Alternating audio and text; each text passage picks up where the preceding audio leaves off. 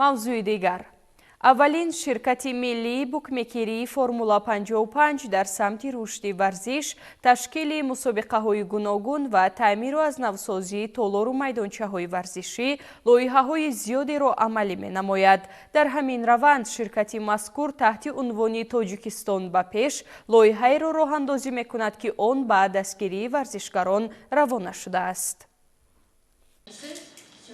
شرکت فرمولا 55 در دایره لایحه تاجیکستان به پیش نزدیک 3 سال آخر است که منتظم به ورزشکاران موفق کشور دستگیری مالیوی می‌نماید. این نوبت شرکت مذکور پهلوان نامدار و شناخته، قهرمان جهان بین جوانان و دارنده نشان طلایی 19مین بازی‌های آسیایی هنگژو سامان محمدبکov و ستاره اساسی منتخب فوتبال کشور فیضعلی سردارов را دستگیری نمود. در قصر تنیس و مجمع ورزشی آبی شهر دوشنبه نشست خبری با اشتراک دیرکتور گنرالی اولین شرکت ملی بوکمکری فرمولا 55 بهرام پوچاев، نماینده کمیته کار با جوانان و ورزشی نزد حکومت جمهوری تاجیکستان، جودوچی تاجیک سامان محمدبکov و فوتبالباز فیضعلی سردارов دایر گردید. سامان محمدبکov در سال جاری به دستاوردهای بزرگ ورزشی نائل گردیده است. از جمله او در رقابت‌های وزن 81 کیلوگرم نشان طلایی گرند اسلم قزاقستان و گرند پری دوشنبه را به دست آورد. همزمان در گرند اسلم تاشکند باشد سوم شد. در نشست مطبوعاتی جودوچی تاجیک از نقشه‌ها و هدف‌های در پیش سوده‌اش قصه نمود. فیضعلی سردارov با منتخب فوتبال تاجیکستان به مرحله نهایی جام آسیا را خط گرفت. همزمان در سه رقابت انتخابی این فوتبالباز کشور با زدن گل دست یافته بهترین بازیگر اعلان شد.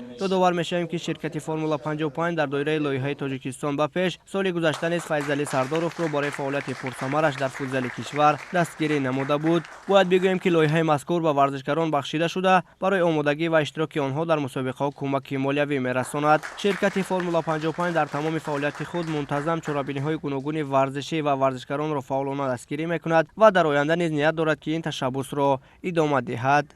من مناداری خودم می‌رسانم با کمپانی فرمولا 55 برای دستگیری ما ورزشکاران. این برای ما یک мотивация و در میزن‌نародной арена خدمت نشونیم. آینده در تیاری ما با گراند اسلامی توکیو میشه و 1-2 دکبر تیاری وجود است.